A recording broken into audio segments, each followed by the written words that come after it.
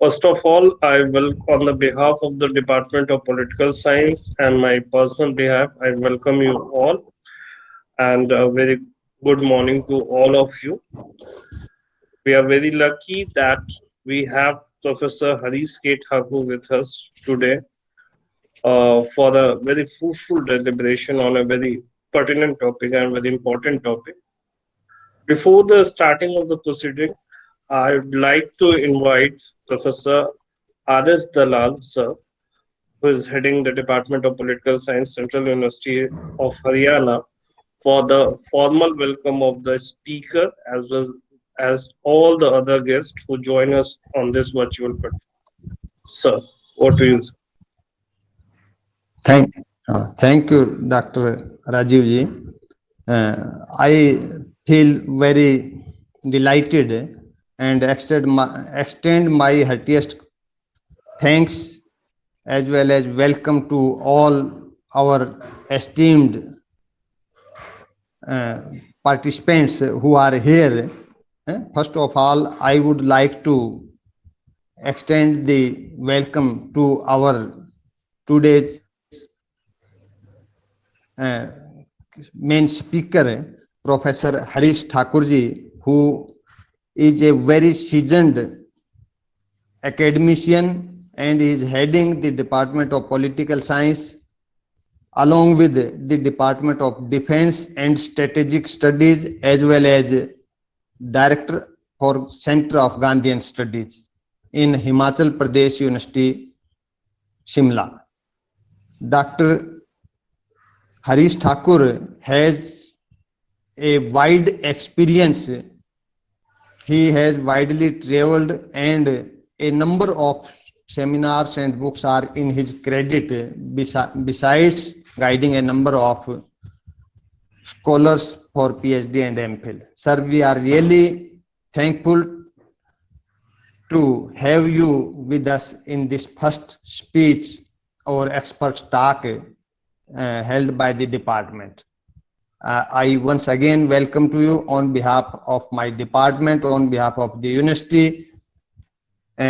Another welcome of mine goes to our esteemed Vice Chancellor, Professor R.C. Kuharji, who has to be with us, but simultaneously because as all of us know that we have scheduled this program on 3rd of the May, but due to some sudden mishappening in the university, we have to shift it.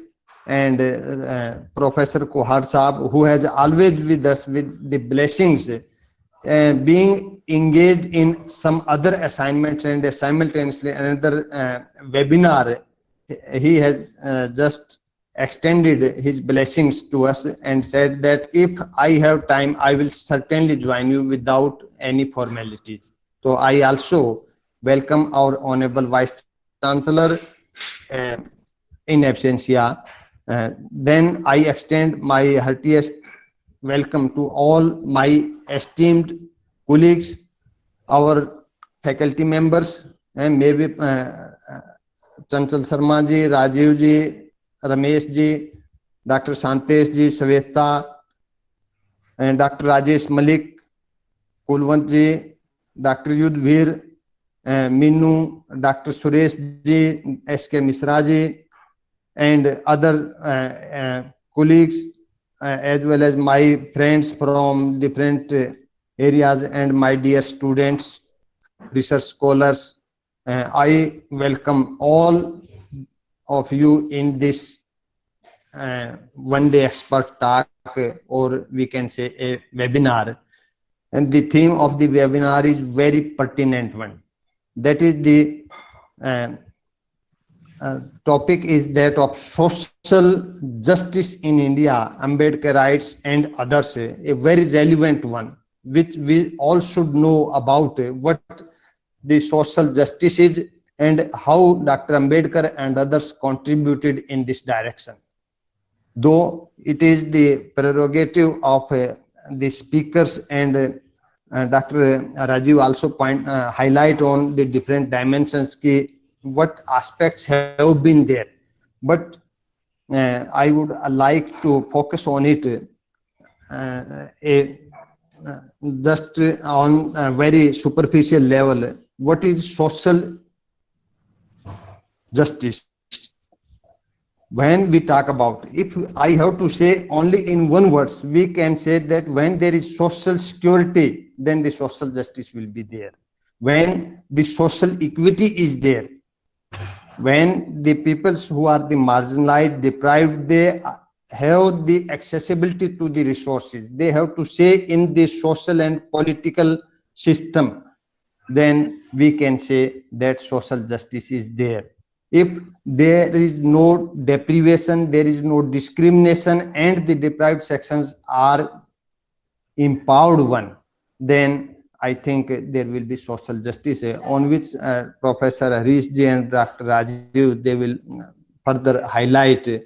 So with this, I once again, I think that this lecture is the first one of a series which we are going to hold and get a number of scholars from different areas who are the eminent one, and they will speak on different dimensions or different aspects of our subject. So again, once again, in this first series, in this first lecture, I once again welcome to all our esteemed participants, and specifically our main speaker, Professor Harish Kumar ji. Thank you, sir.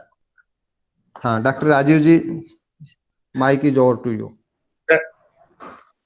Thank you, sir. Thank you for your blessings and words of wisdom. Before the starting of today's lecture, I just want to a formal introduction of our speaker. Our speaker today is Professor Harish K. Thakur, who's presently the chairman of Department of Political Science as well as Department of Defense and Security Studies. Beside that, he is also undertaking the charge of Director, Center for Canadian Studies. When I'm looking at his profile, even at the Google Scholar, he authored more than 14 books and more than 100 research papers. After 100, I have not counted that. This shows the academic prolificness of our speaker.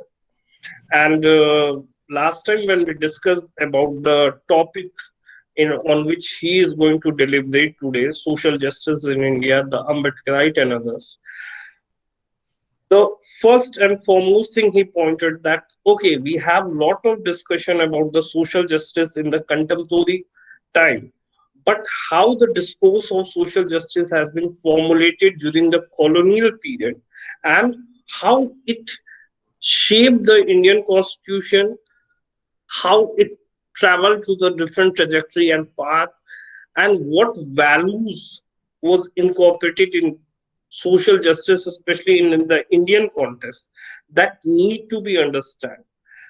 And in that regard, the social justice in its very formative phase, I'm talking about the early 19th century, 20th century, is very much important in present context. Secondly, when we borrow this term exactly in term from the Western notion, we miss certain traits, and when we incorporate that term in the Indian scenario, we have to add certain dimensions because India offer a very unique situation where we have multiple castes, multiple languages, multiple religion and ethnicity. Maintaining a societal dimension of justice in such a plural society is a tough task, and how different groups demanded for the equal rights or equal dignity in this mainstream is an important thing that we should know being as a student of the political science.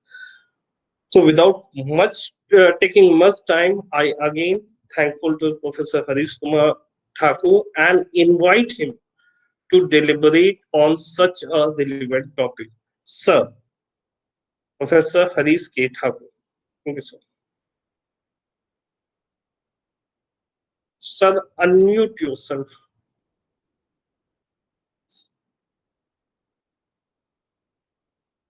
Sir. आप muted है. Unmute yourself. Okay, sir. Thank you, Yes, Rajiv ji. now you. First of all, I thank Professor R.C. Kumar, Honorable Vice Chancellor of Central University, Haryana, under whose patronization this lecture series begins. And head of the department, Professor R.S. Dalalji, who has been in our close association for so many years. And we have worked with him. He's a wonderful and a wonderful scholar of the area, and we keep on discussing so many things during our meetings about the university and how to carry forward, especially during these times of the pandemic, during these troubled times. So it was our discussion, and that's how we have also started the series here.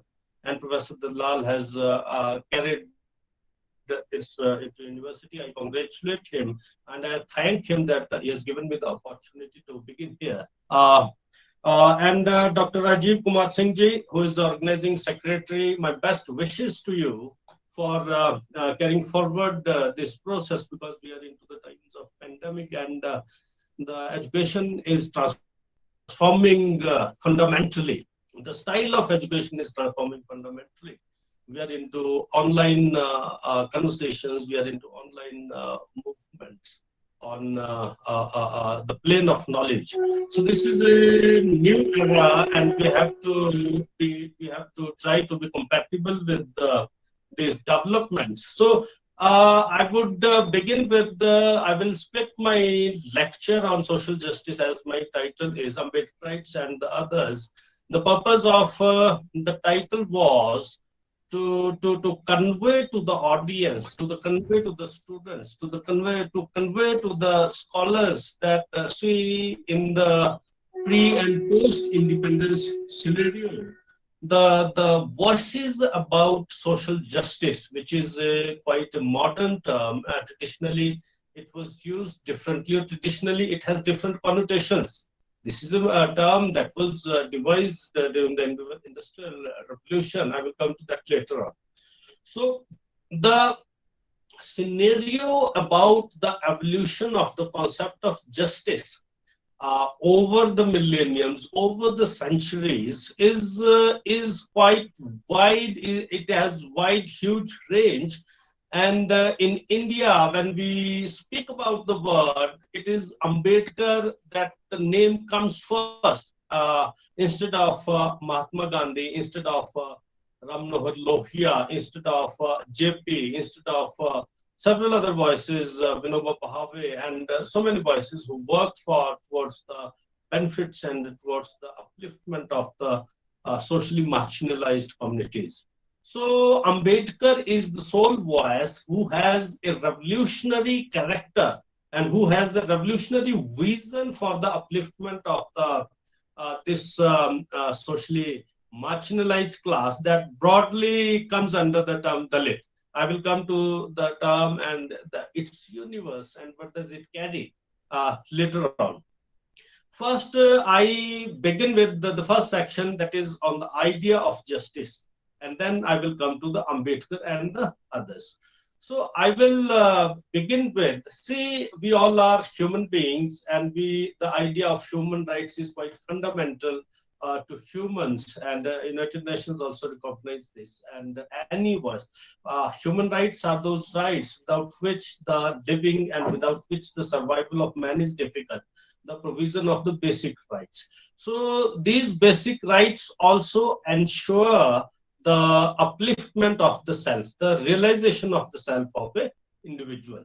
So how this individual realization takes place? It is the attainment of satisfaction and happiness. If you take it in utilitarian term, then it would be the achievement of happiness. It would be the achievement of satisfaction.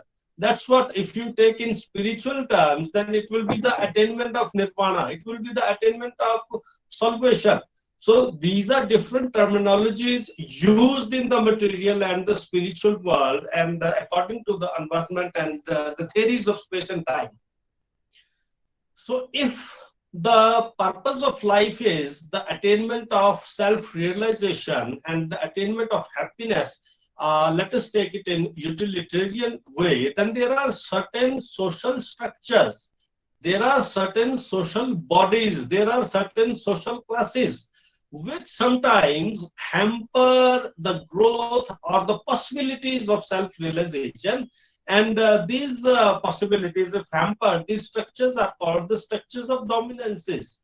I'm bringing you back to the plane, the social plane, where you can take it in Marxist terminology, you can take it in Rousseauian terminology, and you can take it in the terminology of so many modern political thinkers. We are students of political science. We are aware of the richness of the ideas of philosophers and the futility. See, philosophers are good in raising questions, but the problem with philosophers is that they fail to produce the solutions. And we are grappling for the solutions. The problems and questions have been posed by several philosophers. So for the attainment of, for the growth of this better self, if there are structures of those social dominance, those structures have to be eliminated. Those structures have to be destroyed. And liberalism is the voice. Liberalism, those who spoke about the functionality of the theory of rights, the functionality of the utility of rights. So the liberals are the first who wanted to demolish these structures of dominance. So before I come to liberalism, there are lots of things which are in between the liberal and Marxist discourse, and we have a very rich history. I will take you back to the earliest times when the idea of justice takes shape. See, I will begin with India because as per the documents of, as per the historical and civilizational facts, Indian civilization is one of the oldest civilization. And if we go back to the Vedas, I don't think there is any written literature that is prior to the existence of Vedas. So I will begin with, there is reference to the idea of justice, there is reference to the idea of governance, there is reference to the idea, to the institutions, political institutions of monarchy. So Indian history can be divided into the Kautilyan and the post-Kautilyan and the pre-Kautilyan era. In the pre-Kautilyan era, we take all the Dharam Shastras, we take all the Puranas, Mahabharata, Ramayana, and Vedas. And we all know that in the Shanti Parva of Mahabharata, there is talk about the theory of origin of state. They speak about monarchy, they speak about democracy even. So these institutions were there, and the purpose of these institutions was to provide order to the society, was to provide justice, was to lay the principle of justice in the society.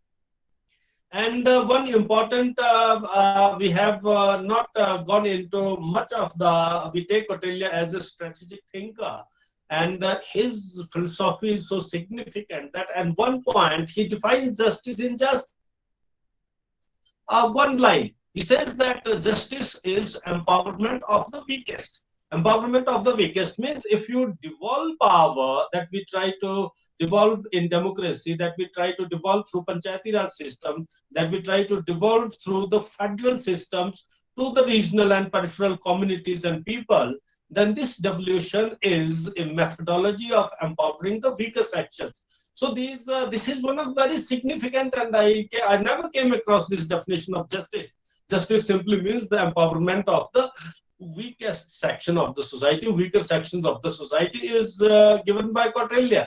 But we are into this Western epistemological frame and our scholars are into that cognitive mimicry of the West, that we have never taken note of the worth, the volume, and the richness of the knowledge that is there in Vedas, in Puranas, though they may have deficiencies. That is different point, but they have contributed a lot to the knowledge. So from the Vedic time, if you come forward, we land upon the landscape of Greek political thought. The tragedy with the political thought and with the syllabus framing in Indian universities is that. Let us see what happens now. Things may change, and we are getting alarmed and awakened about Indian history and our knowledge system. We normally begin with Plato and Aristotle and Greek thinkers, and then we somehow, with the little inhibitions, we try to introduce the Indian political thought, but technologically, I won't say technologically, chronologically, sorry, that falls after the Indian political thought, and the Indian political thought is as rich. And I will bring few things to your notice. That Plato says that it is virtue, that is the justice, that is the virtue of society, that is the virtue of individual life. So the Platonic conception of justice is, as we all know, in his theory of justice, he says that it is the realization and performance of one's duty in one's allocated station of life. So what does this mean? He categorizes society into three classes: the class of spirit, reason, and spirit and appetite. Rest he places them below appetite or into a kind of slave society. So this definition, if we analyze philosophically, theoretically, and conceptually, it is based on the Vedic tradition of the attributes of human beings. So human beings, there are men of mind or reason, there are men of prowess or power who are called Kshatriyas, and then the appetite who are workers, who cultivators. So this class of Plato, it tells that Platonic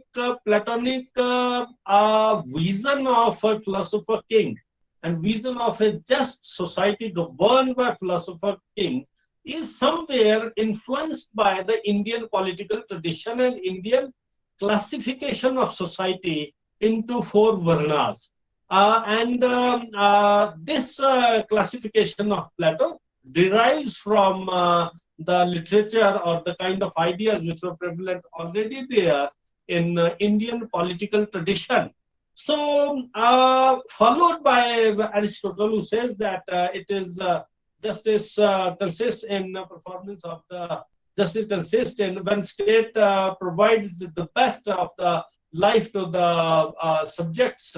So he conveys this tradition, and it is somehow we find influenced by. Then later on, in medieval ages, one important thing about the Indian political tradition and Western political tradition is that the Indian political tradition has been exempt from the kind of ideas that we call the dark ages of European history, when there was church and king nexus or that kind of nexus where the rights of the people were suppressed. In India, we had monarchs. In India, we had dandaniti. In India, we had the concept of dharma that was representative of, and the concept of dharma was above the institution of king. King had also to follow that dharma to in order to perform his duties. So as per dharma, so the idea of justice is very significant during our traditional or Vedic traditions.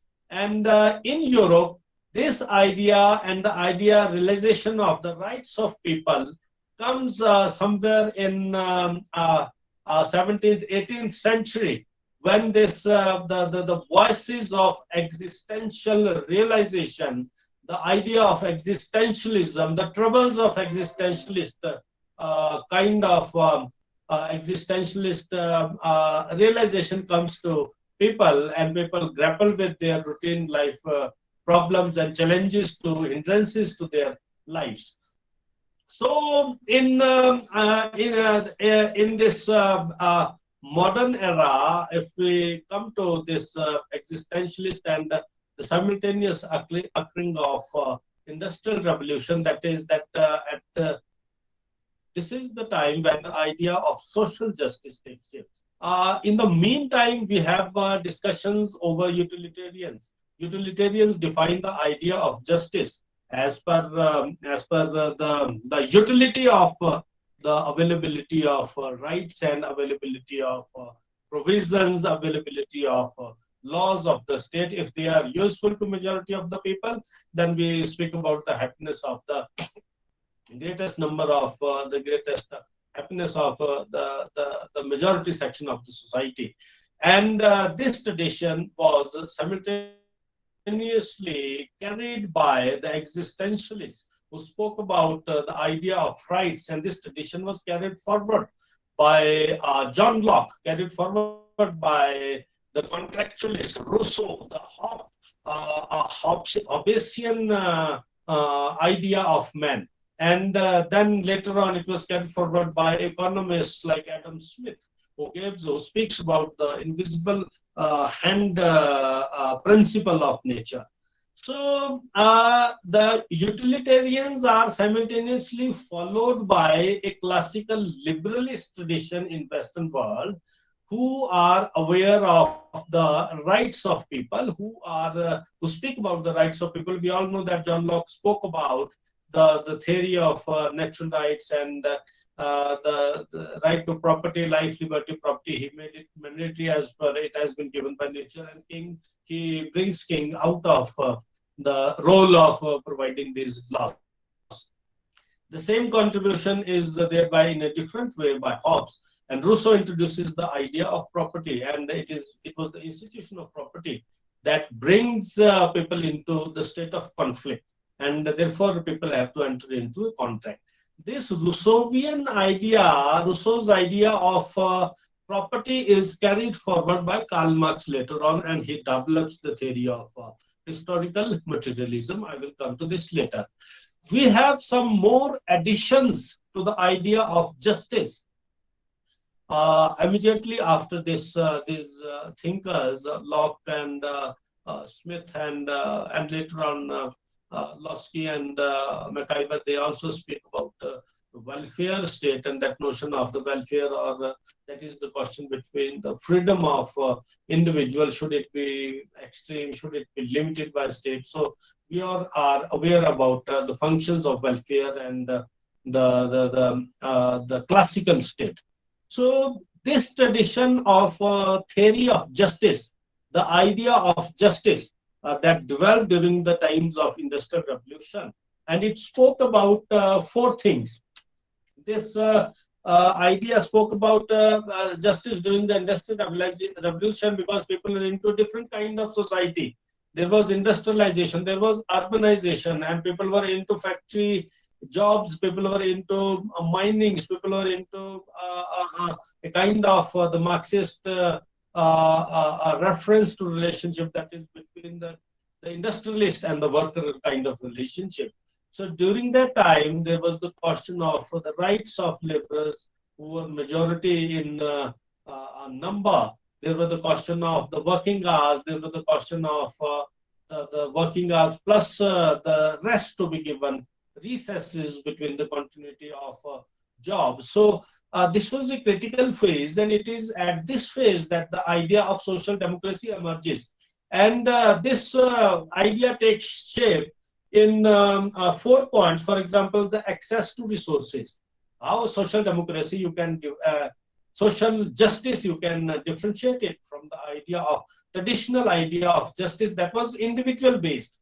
That was based on the performance of duties by individual and performance of duty by the king, by individual and the king. But this time, in the modern phase of the discussions and discourses over justice, the idea of justice and the idea of social justice brings into its fold society as a whole, majority of the people as a whole. So they speak about the access to resources. Number one means every person, every citizen of the society should have access to the primary sources, education and livelihood and proper food and shelter.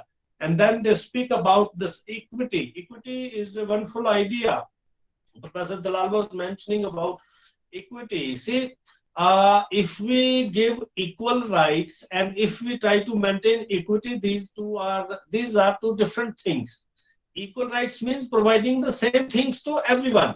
Equity means providing the required tools, providing the required and necessary facilities as per the requirement of the person.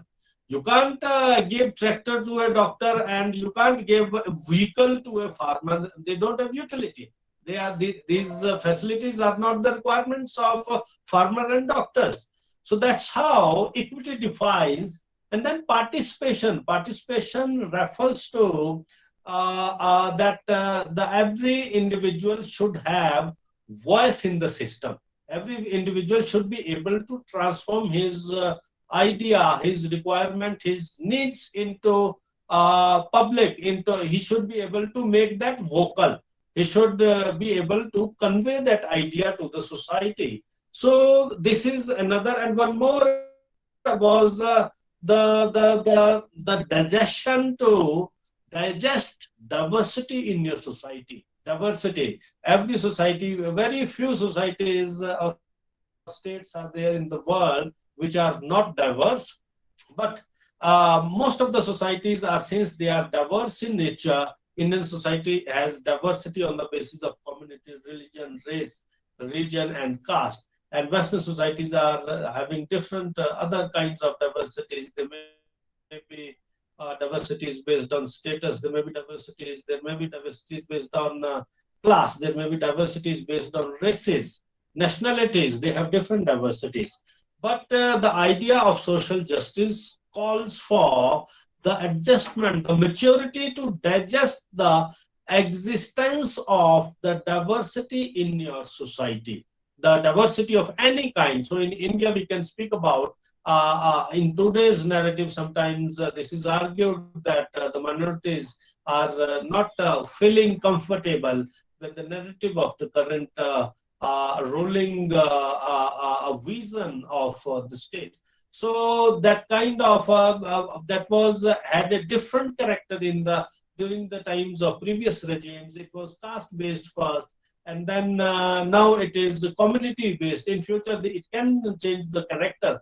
So the idea of justice also keeps on changing. Slavery was an institution which was considered just in primitive times, but today slavery is considered a crime. So just the feeling the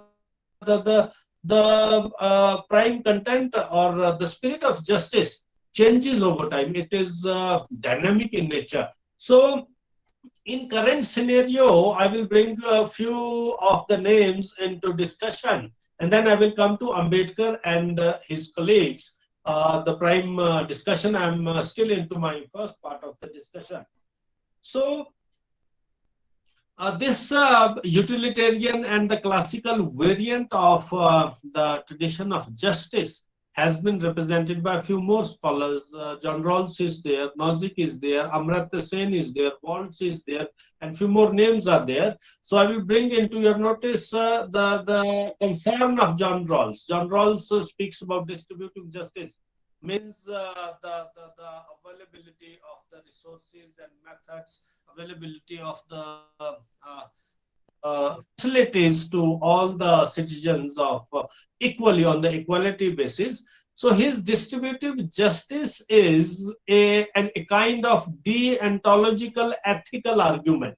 Deontological ethical argument means he wants to tell that justice is a kind of set rules. He gives a lots of discussion about veil of ignorance and how this idea justice as fairness evolves. That is just an exemplary side, but he wants to tell that justice is the idea of fairness of justice incorporates the idea of distribution of justice, the distribution of rights to all the people.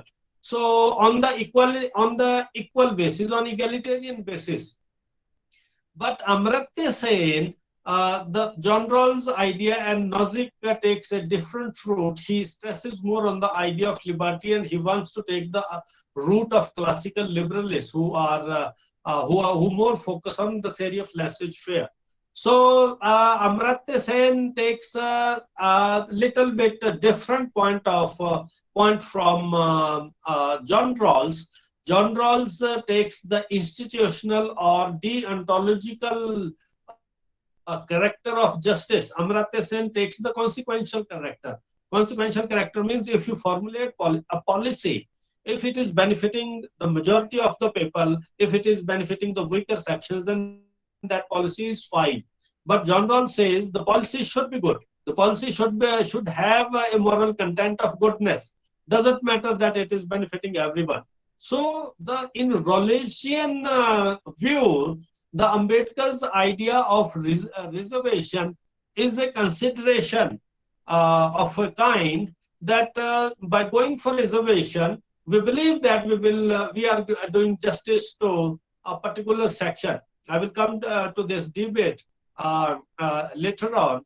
And from Amartya Sen's, you must have gone through his volume, The Idea of Justice. Amartya Sen's idea of justice, which is consequential in nature, it tells that if some policy is benefiting the most, then that policy is good. So it is the consequence that determines the nature of the policy. It is not the policy that determines the consequences. So the two are upside down. And Amartya Sen gives the example of Gita also. He discusses the idea, the concern of Lord Krishna and the concern of Arjun. Arjun is consequential in, if I do this as per dharma, I will lose all my brothers and I will lose all my gurus and family members. But Krishna says for the establishment of Nyaya, which is a pre-consequential state of thing, then we have to go for that action that Arjuna was initially scared of. Now I bring you to this was the background of the idea of justice from the times of Vedas to the modern times. Now I will bring you to the state of justice and to the idea of justice as enunciated by Dr. Ambedkar. See, Ambedkar was a polymath. We know him only as a Dalit leader, but he was a scholar par excellence. He was a journalist. He was founder of so many important journals like Mook Nayak, Bahishkrit Bharat, Prabuddha Bharat, and Janta, and he formulated many organizations during his lifetime. Similarly, he was an advocate, a lawyer, a jurist, and there are several dimensions to Ambedkar's character. So he is probably, so far as if one has to take on, if we go for comparison of Ambedkar with his contemporaries, then without doubt, I would say that he was the real Brahman in the tradition of Vedas. He was the real scholar and unparalleled by any other contemporary in Indian history. That's why that was one of the logics to keep that Ambedakarites and the others. So that's why Ambedkar stands as an institution. He is compared with Moses. Moses of who escaped those Israelite tribes from Egyptian slavery. He went for their redemption. So his comparison is sometimes done with Moses also. He was given the title of Bodhisattva also. And he is compared with Periyar, but his ideas and his philosophy is far ahead of Periyar. Periyar was found short of. He went for little bit anti-national activities. I won't say, I won't go into that debate, but we all know that what Periyar is. Periyar is called Ambedkar of the South. So Ambedkar is a polymath, and his representation of the idea of Dalit. Dalit has a universe of it. Dalit is a term that was, as per, if we go for the references of historians, Ranjit Guha, not Ranjit Guha, Ramchand Guha, somewhere writes, Ramchandra Guha somewhere writes that for the first time, Dalit term was used in 1932 when Gandhi and Ambedkar were grappling during the Pune Pact. And Ambedkar agreed not to go for separate electorate for the Dalits. And this was a critical time when we also come across a meeting between Savarkar and what does Dalit mean? I will bring to your notice now how Gopal Guru defines Dalit and how Panthers party that was found in 1970, how it defines Dalits. So Dalit was primarily, it was referent to during the Buddhist time, during the times of Lord Buddha, I got somewhere references that it was referred to licentious people who were having less morals in life. But later on, it got to the suppressed people or Dalan that we call, and in that sense, it is used. But if we take this word as Dalan or suppressed, then only caste people are not suppressed. Tribals are also suppressed. And higher caste order people are also in certain areas, they are suppressed. OBCs are also suppressed. So this term encapsulates, incorporates into its fold all the suppressed communities. So that's why this term has become popular. It is not part of constitution. It is not part of any legal. And I remember that in some 98 or somewhere in I'm not exactly sure about the year. The one of the judgment of Supreme Court was about that Dalit is not the right term to refer to a particular community because officially we have gone for scheduled castes and scheduled tribes. It is a narrative that it is a term that is popular with the academicians. So Dalit, as Gopal Guru would define, it is not a metaphysical construction. Rather, it derives its epistemic and political strength from material and social experiences of the community. The category takes ideological assistance from Buddha, Marx, Ambedkar, Phule, and in the process becomes a man-centered rather than God-centered, unlike that is implicit in Gandhian connotation of origin. So Gopal Guru tries to dissociate the spiritual element from the idea of Dalit, and it brings it into the material plane that the people, the people of any community who are suppressed, who are facing the material constraints in realization of self, as I began with. So those people who are struggling for that, they are Dalits. Panthers party gives another dimension to it. I will bring more arguments and theoretical inputs into Ambedkar's idea of and Ambedkar and others. In those others, I would include Lohia and JP, Narendra Dev, and some other people, Gandhi, and even the European contemporaries, Marx and Gramsci. Marx was not his contemporary, but he was deeply influenced. Say, Marxist contribution to the understanding of social disparities, of understanding the capitalist and non-capitalist nature of the society or the class nature of the society, or the distinction between the rich and the poor, bourgeois or the proletariat kind of differentiation is based on his idea of historical materialism. Initially, somewhere in 1959 in American Tribune, he writes that as soon as industrial revolution arrives in India, India will have lots of railways and buses, roads, and that kind of network. So that horizontal network will demolish the vertical structure of caste. But that didn't happen. And that remained a problem in Europe also. He went for the idea of class, and he gives the idea of base and superstructure, that at the base, these are the economic forces.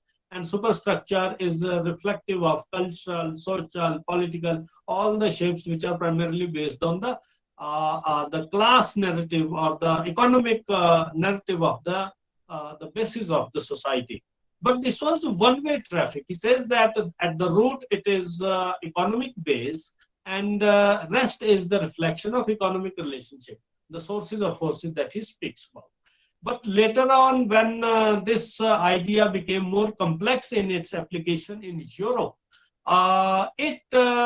Marx realized, Engel in fact realized, that it should be a both-way traffic. It is not a one-way traffic from base to superstructure, but superstructure to base also. So from base to superstructure was the evolution of history, and that he determines or calls historical materialism. But from when he says that it is vice versa, from superstructure means political forces, social forces, cultural forces also disturb the nature, affect the functioning of forces of nature which are economic in nature, then he calls it dialectical materialism. It is the dialectics between these forces. And after that dialectics, it was termed as economic determinism by Engels. And Engels also said that, see, if this economic determinism is failing in Europe, this can play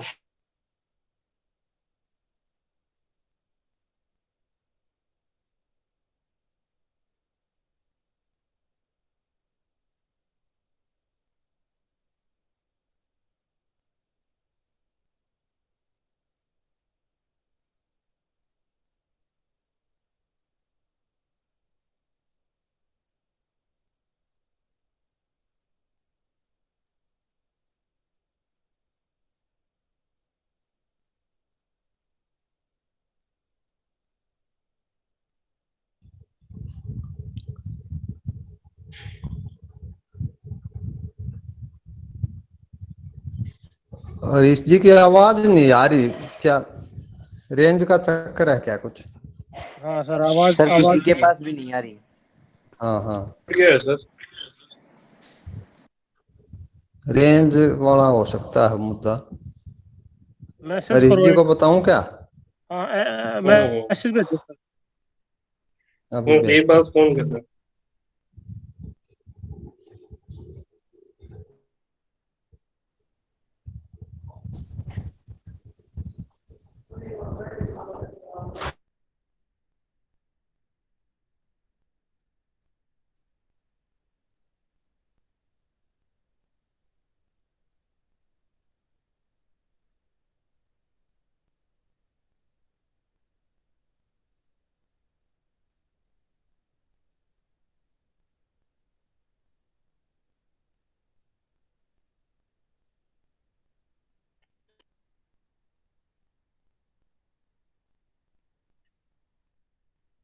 Am I visible, sir? Yes sir, yes, you are visible as well as audible. Call आई है, उससे ये break हो गया connection कुछ ना sir. So after चलो, Gramsci, who takes this hegemony factor and brings social element into it, I will bring Lohia into this discussion because he is another contemporary, and we sometimes regret that why didn't Lohia and Ambedkar and Savarkar, why did they never met? Otherwise, their ideas about the social justice and the upliftment of the Dalits, their ideas were same. Lohia gives another twist to class character. He says that there are classes, but he calls them intersectionalist. This approach is called intersectionalist approach, in which he wants to break the caste hierarchies. And he speaks about the gender justice. He speaks about two classes, sex and caste hierarchies. And that caste hierarchy could be broken by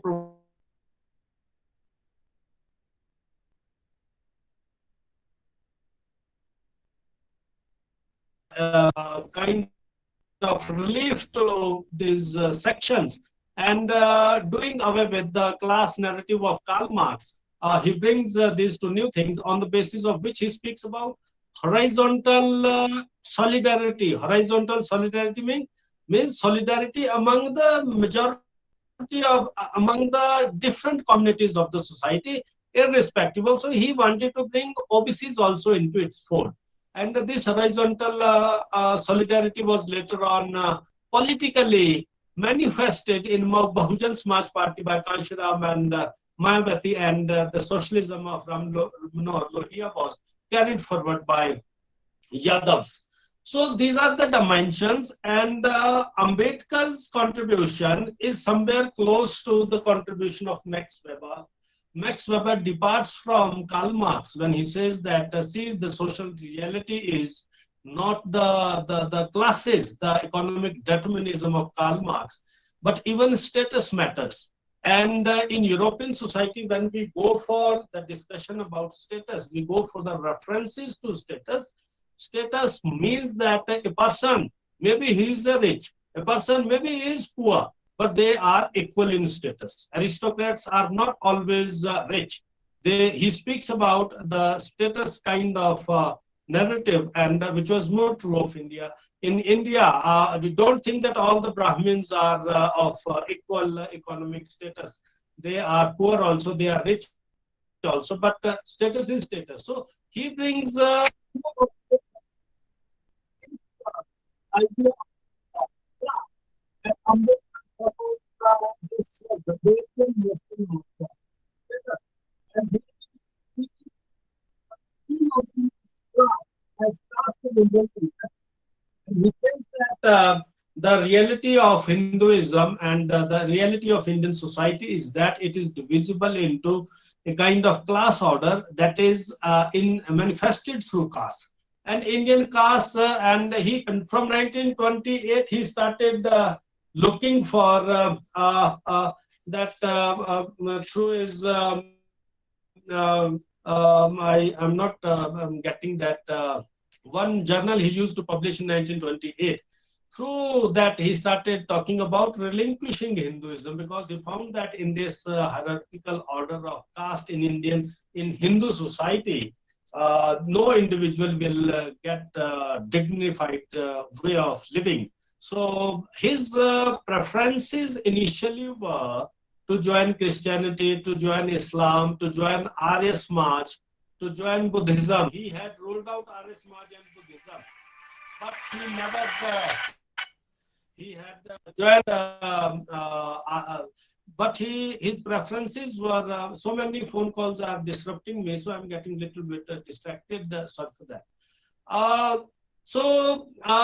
When he talked, even Sikhism was in and his responses from Christians that if you join Christianity, it will be a nominal transformation. There will be no spiritual content in it. Means you will be kept discriminated in Christianity also. So he dropped the idea.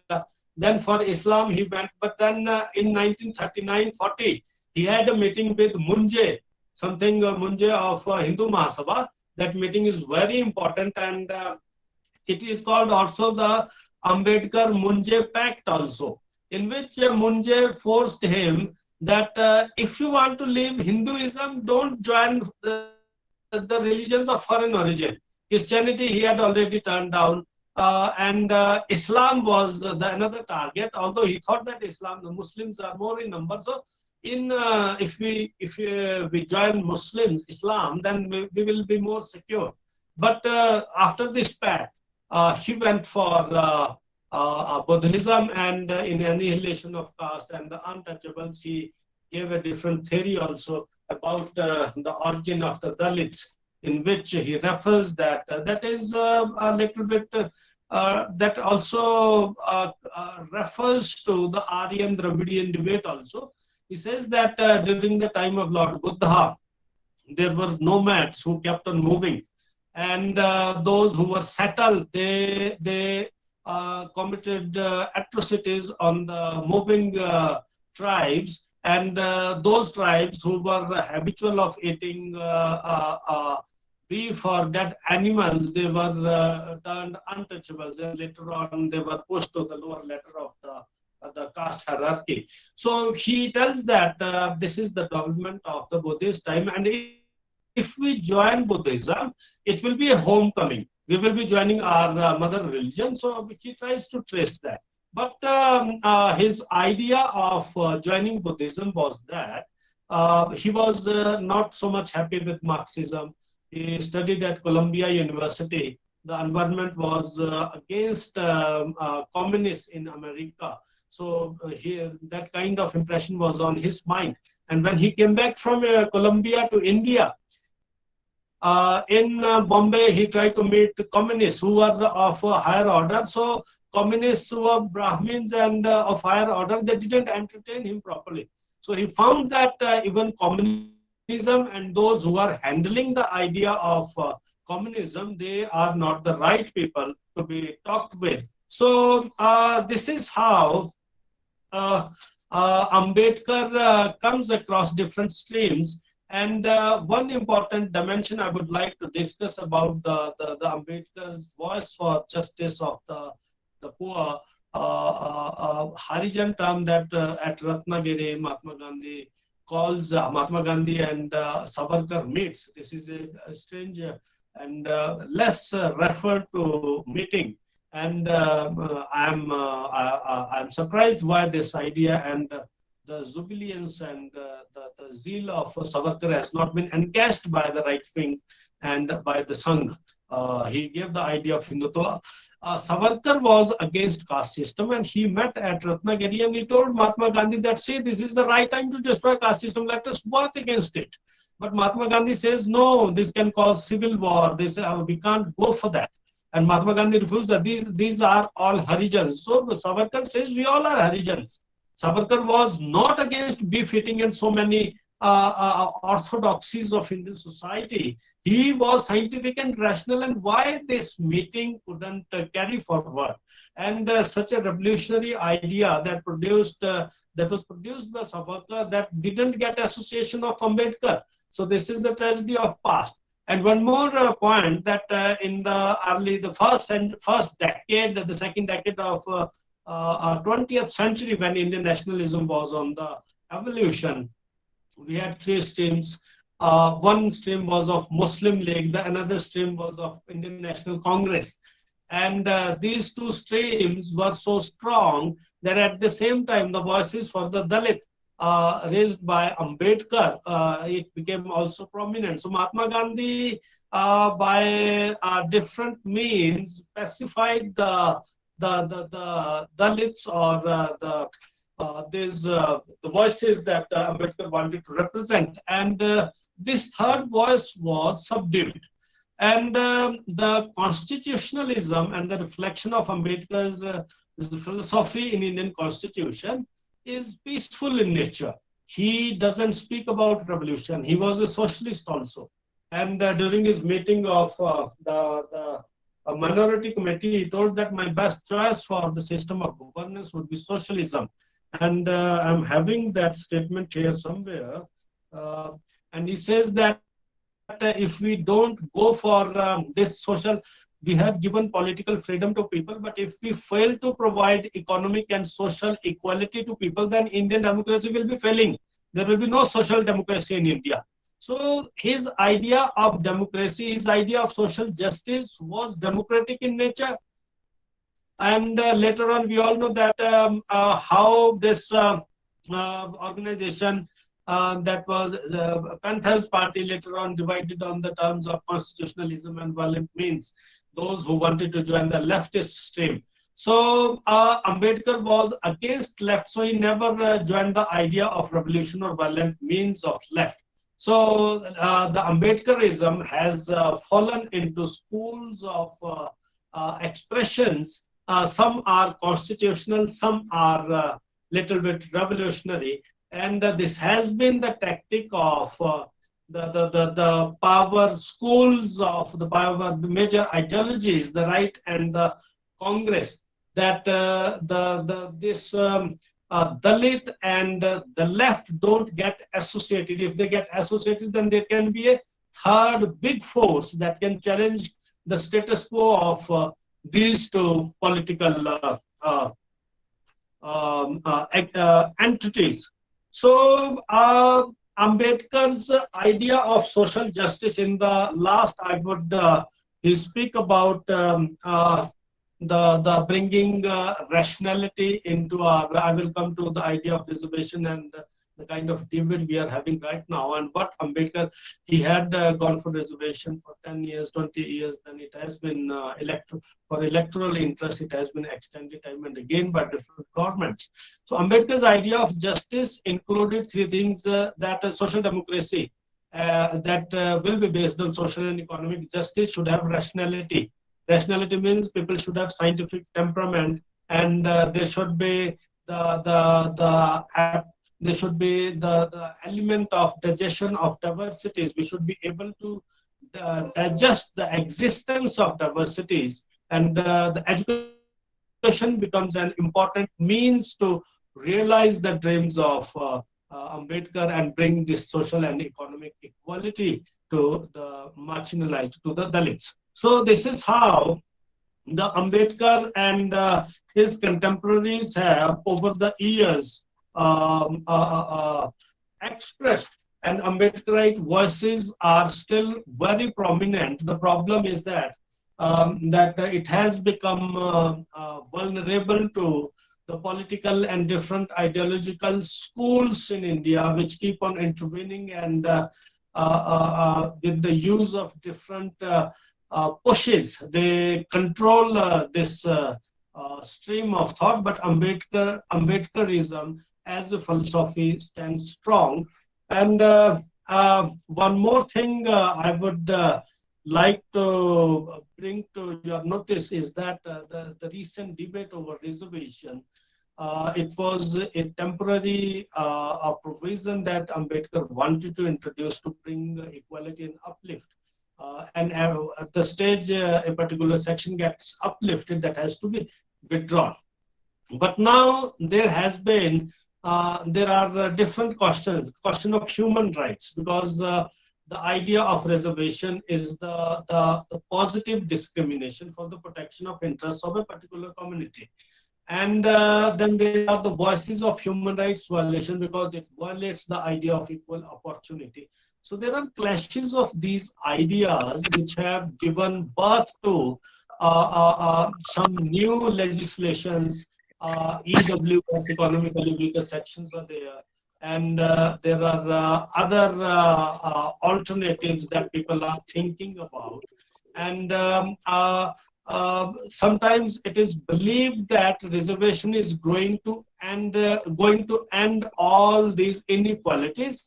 But over the 60, 70 years, we have learned that reservation, the idea of reservation has institutionalized these social differences. So we have to go beyond that. We have to think beyond that. And somewhere I find the Lohoite solution of intersectional approach also very relevant, which has to be taken into consideration. And the idea of reservation, the idea of social justice, Ambedkar was one thing that is lacking in the Dalits themselves. There has not been that self-realization that Ambedkar wanted. He spoke about the state priest system. He spoke about that. Let us go for studying our traditional scriptures in which you have faith. We can develop a class of educated priests. We are having Brahmins who are fourth pass and conducting all the rituals.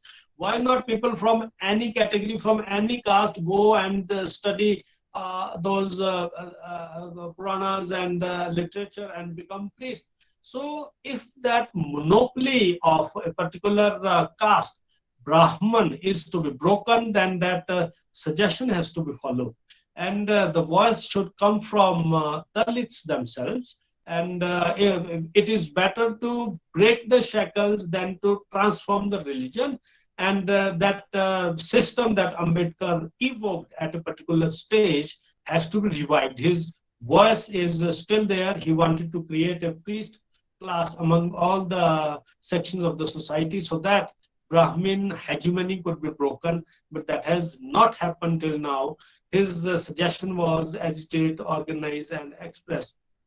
So we have to learn from that. We have to express ourselves. We have to agitate for that. And there is a question. There are students who are asking for questions. If you want to go for questions, please place your questions, and place your questions after 1 minute. Please give me 1 minute break. Students want to discuss something. If they want to raise questions, they can. Then Sir, we can formally. Sir, there are two questions. One is related, both are related to Dr. Ambedkar. पहला question है कि assembly में Hindu code bill को पास नहीं किया गया जो सामाजिक न्याय से संबंधित था. And the second one is कि डॉक्टर अंबेडकर एक सच्चे राष्ट्रवादी थे और उन्होंने प्रॉब्लम ऑफ इंडियन रुपीज भी लिखी जो एक तरह से इकोनॉमिक एक्सप्लॉयटेशन को पूरा एक्सप्लेन करता है, लेकिन फिर भी उनको सिर्फ दलितों से जोड़ के क्यों देखा जाता है, न कि masses as a whole. Rajiv ji, very wonderful question. I think Rajendra Kaur and one more were also their part when this Hindu Code Bill was discussed, and there were different dimensions to that, and it was presented in a different shape. As I told you in the beginning that Dr. Ambedkar, we are failing to understand him. He is the biggest Brahmin of 20th century. And he was a polymath. He was, I told you that he was a great lawyer. He was a jurist. He was an economist. And I remember slightly that when this Reserve Bank of India was was founded somewhere in 34-35, the members who came from Britain about discussing the founding of Reserve Bank of India, they were carrying the copy of Dr. Ambedkar's thesis, The Problem of Rupee. I think this was the title. So his contribution is much more than his association with Dalits only. This is, I would say, this is the filling up of the space where one fits, and we simply place the person into that particular periphery. We want to consider Mahatma Gandhi as a father of nation, so we want to give whole of the credit to Mahatma Gandhi. But when Italy came, Italy or who came in 95 and visited Fort Williams in Calcutta, and he was asked by Indian journalists that what was the reason why why British left India, his answer was that it was INA, and Subhash's INA. Not Mahatma Gandhi. So things have come to us in a different way, not as they are. And that's how the social and political narratives come to us. They are not always true. And the purpose of a researcher, the purpose of a genuine student is to break those narratives and come out with the realities.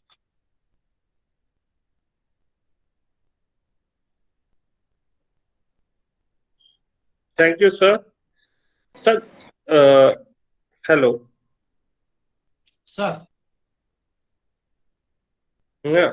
Sir एक छोटा सा point था, मैं actually उस पर थोड़ा सा पूछना चाहता था कि when you talking about the religion and Ambedkar view कि स्टार्टिंग मतलब first he criticizes the Hinduism as a फॉरबिस्ट use there, but later on he feel कि ऐसा नहीं हो सकता, and then he shifted to the Adi movement. और वो एक बड़ा मूवमेंट रहा है 1927 से लेके 1935 तक के बीच का, and where he proclaimed that ki Dalit and tribal are the original inhabitant of the this land, and then उनके से इन्फ्लुएंस होके यदि हम स्पेशली ये पंजाब और हरियाणा की बेल्ट में देखें तो वहाँ मंगूराम के नेतृत्व में आदि मूवमेंट शुरू भी होता है, और 1931 के सेंसस में लगभग 12 से 14% लोग अपने आप को आदि धर्मी बताते भी हैं, जिसका आज भी हमें इन्फ्लुएंस उस रीजन में देखने को मिलता है. Then what forced him to switch into the Buddhism? ये थोड़ा सा कहानी मतलब मुझे भी थोड़ी आज तक नहीं समझ में आई. I'm also Rajiv. First he tried with the Adi.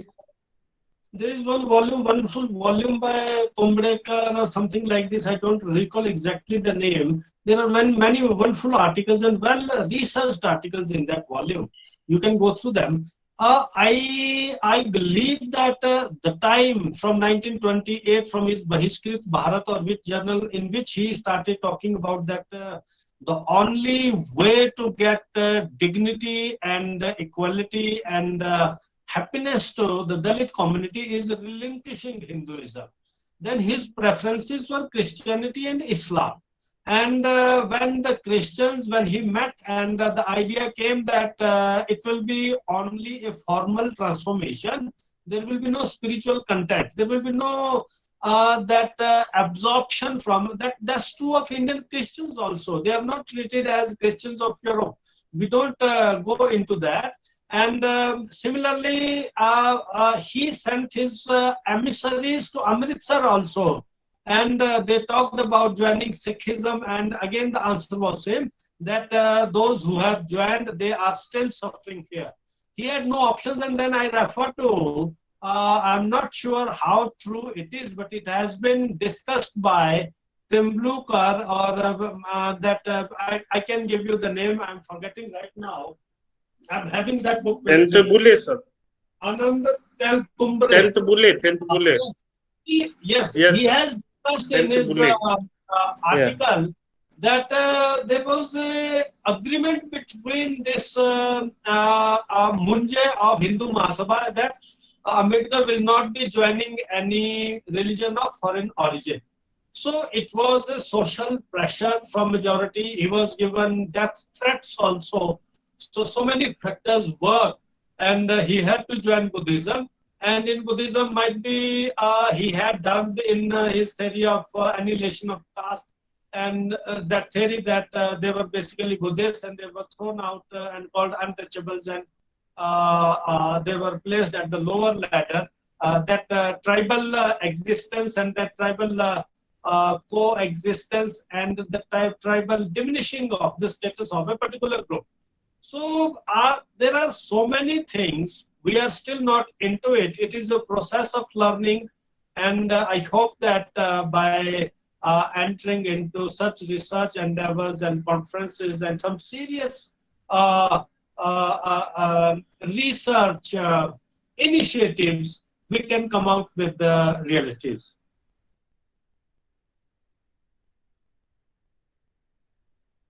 And sir, one last question कि अभी जैसे कई पॉलिटिकल प्लेटफॉर्म पे अभी हम कंटेम्पोररी सोसाइटी की बात कर रहे हैं, तो भगत सिंह का समाजवाद और मार्क्सिस्ट फिलॉसफी और अंबेडकर का सोशल जस्टिस, ये तीनों एक प्लेटफॉर्म पे नजर आते हैं.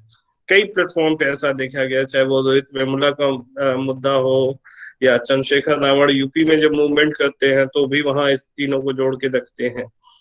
तो क्या उसमें कोरिलेशन है या तीनों अलग अलग है? ये क्वेश्चन था एक स्टूडेंट है राजन तिवारी, उनका मैं थोड़ा सा एलैबोरेट करूं. This is a wonderful question. The first question, I would like to exclude Bhagat Singh from it, because when he writes that letter, why I am an atheist, he makes certain things clear. He dissociates himself from spirituality. But when we go for the ideas of Ambedkar, he says that I want to leave Hinduism. I am not against Vedas. I am not against Bhagavad Gita. I am against the later creations, the post-Buddhist creations. And he calls Ramayana, Mahabharata, Manu Smriti, all the creations which are the creations of Brahminic dominance order, which are the creations for the dominance of a particular caste, that is Brahmin. And these are the over-imposed creations. He doesn't approve with that, but Ambedkar doesn't rule out the spiritual element from his the future society, from his philosophy. So Ambedkar and Ambedkar was he was never satisfied with the communist, and he says that Buddhism is the most revolutionary religion of the world, and it's true. Buddhism has spread faster than Islam to almost more than half of the world. Islam has not spread so fast as it happened with Buddhism. So he says Buddhism is more revolutionary. Buddhism, Lord Buddha is silent about God. So somehow many people try to convey that Buddhism doesn't believe in God. They are silent about God. But the Buddhist order of discipline, it brings dignity to it. it brings dignity to every member of the society. That was the purpose. The purpose of Ambedkar was how social justice can be established by establishing those three elements of liberty, equality, and fraternity of French Revolution. He said that don't equate my argument with French Revolution. My argument is different. It is the argument of individual dignity. And in Indian social order, if it is possible, there is no challenge, there is no force that can stop us from joining any other religion. So it is a very complex kind of interaction and influences which worked on the mental plane of mental landscape of Ambedkar. And his ideas still need lots of. I wonder when Ambedkar gave the idea that we should have our own state priest system. State priest system means a Brahmin, only those priests, I'm not saying Brahmin, only those priests should be allowed to perform religious rituals, social rituals who are eligible. Means for that there will be an examination system, there will be a syllabus just like BA, Acharya hota hai, or all those who are performing those, who are accomplishing those degrees, only they will be eligible. Then there will be no discrimination, admission will be open to all. And if that happens, then the real Brahmins, as I told you, that Ambedkar himself was the biggest Brahmin of 20th century. He was such a literate person. That system that he suggested can eliminate the social differences, the caste discriminations, but that has never been followed. Is there some association or fear among Dalits that if they go for this, they are having some spiritual inhibitions that will not be right, but that has been taught by Vedas and the Brahminic scriptures, that only Brahmin can perform these particular rituals. Those damn things have to be broken. Ambedkar has suggested this 70 years back, but this has not happened. Last year also I had a lecture here at Ambedkar chair, and I discussed that why this has not happened. This is a big question. Had this happened, and we have eligible priests from all the castes, this monopoly can be broken. Instead of some professor from JNU or Delhi University, I found him shouting that why a reservation should be there, we should be given reservation in chief ministership, we should be given a reservation in IAS ship. I tell you that reservation has played havoc with our system. Those who once become secretaries or state civil servants or big professors, only their sons are getting the benefit of reservation. It doesn't pilfer to the actual affected. Or we should go for refining of this reservation system, that those who have got benefit for one generation, they should be excluded because they are economically and power-wise, they have benefited out of that. Only then the benefit of reservation can pilfer to the smaller segments of those who have not benefited. And if you propose something for this, if you propose something in Indian scenario on the basis of economic reservation, then all politicians are out and they will trigger different kind of violence and different kind of interest into this their political articulation process, the electoral process, and the things become difficult. I would say that the actual thing is that the economic backwardness has to be managed politically, and the social discrimination has to be managed politically, educationally, economically, as well as socially. And socially, it can be managed only if we go for this the priest system that has been recommended by Ambedkar. I'm really concerned about this.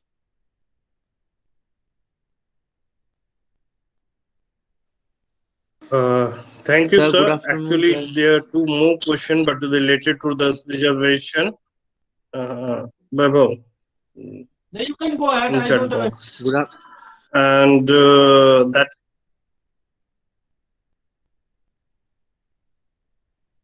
Good afternoon, sir. there are two more questions, sir. One is related to the reservation. Sir is already talking about that, Am I and am I audible, sir? again that is repeated. Ki why? Uh, um, yeah, Vaibhav, proceed. Yes, sir, Sir, I please. have a question that you discussed earlier that in your statements, John Rawls' theory of justice is an opposite end of. It seems that an opposite end of utilitarianism. But Yes, sir, yes. as you discussed that if any inequality is better, then it must be implemented. But this inequality may be मतलब किसी और society की नजर में वो sir खराब भी हो सकती है, तो नहीं, आप हिंदी में बोल रहे हैं। जॉन रॉल्स ने यूटिलिटेरियंस को एक क्राइटेरिया लिया अपना आइडिया फॉरवर्ड करने के लिए। यूटिलिटेरियंस कहते हैं कि भी ज्यादा से ज्यादा लोगों का फायदा हो। जॉन रॉल्स जॉन रॉल्स जो है जस्टिस का इंस्टीट्यूशनल डी एंटोलॉजिकल व्यू लेते हैं कि भी जस्टिस तो फिक्स है, ये तो उसी आधार पे डिसीजन होगा जो संविधान में लिख दिया गया है। अमर्त्य सेन बोलते हैं कि कोई भी पॉलिसी तब तक सही नहीं होती जब तक कि उसका कॉन्सिक्वेंस ना आए।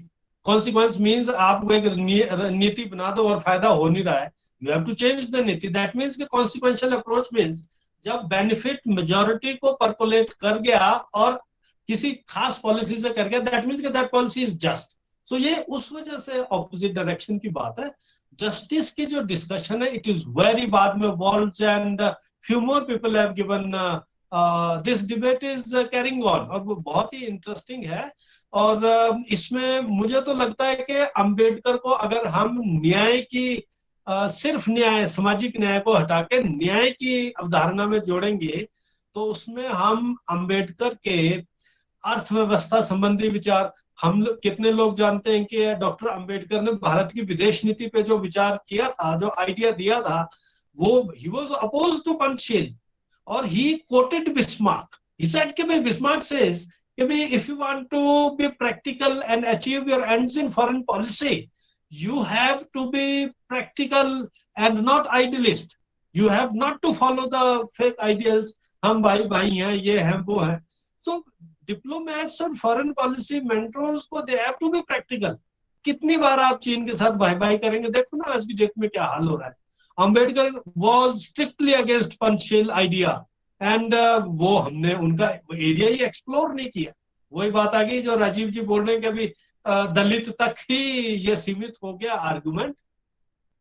तो ये तो बहुत किसी आदमी के अस्तित्व को अगर आपने शून्य करना है तो उसको एक ही तरफ ले जाओ, उसकी बाकी बातें सुनो ही नहीं। 40 से ज्यादा किताबें अगर अंबेडकर जी ने लिखी है, बहुत कुछ मिलेगा। अच्छा भी होगा, बुरा भी होगा। बुरे को वी कैन क्रिटिसाइज, लेकिन जो अच्छा है उसे हम ग्रहण कर सकते हैं, उसको नीति में उसका निर्धारण कर सकते हैं, नीति में परिवर्तन कर सकते हैं। इन चीजों का तभी तो लाभ है। तो ये हमें आइडियोलॉजिकल शैकल्स से निकलना है, हमें जातिवादी शैकल्स से, जंजीरों से निकलना है। और जो अम्बेडकर ने कहा है, मैं तो इस बात पे खास स्ट्रेस करता हूं कि भी क्यों हमारे बच्चे डिफरेंट कैटेगरीज के, सभी जातियों के क्यों नहीं जाते संस्कृत पढ़ने। संस्कृत किसी की मोनोपोली थोड़ी ना है। हम लोग खुद इंटरेस्ट नहीं लेते तो ब्राह्मण वर्ग तो आपको डोमिनेट करेगा। आप जाओ संस्कृत पढ़ो, आप सारा रिचुअल्स परफॉर्म करो, आप ही के भाई सब फॉलो करेंगे, हम फॉलो करेंगे पढ़े लिखे आदमियों का। तो इस तरीके से शैकल्स आपके ब्रेक होंगे, रिजर्वेशन से नहीं होंगे। हमने देखा है, ये मैं नाम नहीं लूंगा, हमने देखा है कि जो एक परदादा आईएएस बना था एसटी से या एससी से, उनके बच्चे आज तक एचएस आईएएस ही बन रहे हैं। They are exploiting. जब रिसोर्सेज हाथ में आ जाते हैं, they have more access to the system. और जब आपके पास ये चीजें, आपके नाम के लिए आपको रिजर्वेशन दे दिया, यू डोंट हैव एक्सेस, आप क्या करेंगे? रिजर्वेशन का क्या करेंगे अगर आपके पास सिस्टम से एक्सेस नहीं है? सिस्टम के एक्सेस का मतलब है बहुत सी फैसिलिटीज, एजुकेशन है, कोचिंग है, बहुत से एक्सेसेस है सिस्टम के साथ। तो जब आपके वो एक्सेस पूरी नहीं होगी तो रिजर्वेशन इज इनकम्प्लीट। और अगर ये कहें हम कि भाई रिजर्वेशन को हमने एक रिवेंजफुल एक पॉलिसी बनाना है कि आज तक हायर कास्ट ने वो दमन किया है, तो अब रिजर्वेशन के माध्यम से हायर कास्ट को दमन करो. There remains no difference between that traditional dominance system and the newly visioned dominance system. So dominance system को डेवलप करने की बजाय, हेट्रेड डेवलप करने की बजाय, ये अभी जब भीमराव अंबेडकर ने भीमयान दिया, भीमयान उन्होंने एक बात की है जिसमें कि बुद्धिस्ट प्रिंसिपल्स को कैरी फॉरवर्ड किया है, तो उसको सबसे पहले क्रिटिसाइज बुद्धिस्ट ने किया. और बुद्धिस्ट ने ये आर्गुमेंट दी कि गौतम बुद्ध ने तो कभी हिंसा की बात नहीं की है, लेकिन अगर अंबेडकर एक भीमयान एक ऐसे बुद्धिज्म की बात कर रहे हैं कि जिसमें आरक्षण और इसके तहत सारी डोमिनेंस को हम खत्म कर देंगे, तो वो कह रहे हैं कि उसमें हिंसा है, उसमें वैचारिक हिंसा है, उसमें पदार्थवादी हिंसा है. तो जो ख्याल जिसमें हिंसा है वो गौतम बुद्ध का ख्याल नहीं है. तो इस तरीके से भीमयान को अपोज किया गया. अदरवाइज अंबेडकर के जो आइडियाल्स हैं वो गौतम बुद्ध की तरह ही रेवोल्यूशनरी है, लेकिन कुछ एक जगहों पे उनमें थोड़ा सा डिफरेंस है, वो हमें समझने की जरूरत है. लेकिन जो जेन्युइन चीजें हो सकती हैं वो हमें फॉलो करनी है वो चीजें. Sir hello.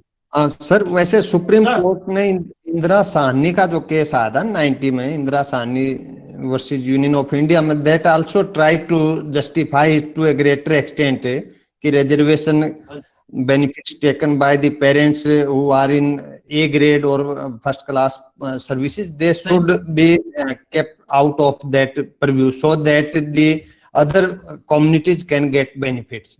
But due to petty politics, that was overruled by the parliament. तो ये चीजें हैं, So, ये दिक्कतें दूर करनी पड़ेंगी. हाँ जी सर. हाँ जी राजीव जी, बहुत बढ़िया लेक्चर है. Thank you sir, thank you for your very thought provoking. जी sir, thank you sir, thank you for your very thought provoking lecture, and especially view of Dr. Ambedkar. Just दो छोटी छोटी बातें I want to just add. I buy speech and writings of Dr. Bhimrao Ambedkar and I am amazed to see that is more than 15,000 pages. I feel in 20th century there's no other great scholar like Ambedkar, especially in India. And I'm not assigning Ambedkar to a particular caste, creed, or section. He's a very prolific writer and a very systematic writer. Number two, when you talk about the reservations, sir, definitely the recent writing of when I'm going to the Surendra's Jyotka or Badrinaran and all that, they talk about the existence of class within the Dalit framework. And this class is multi-layered and a multi-layered hierarchy is there. That was much talked earlier also, especially in terms of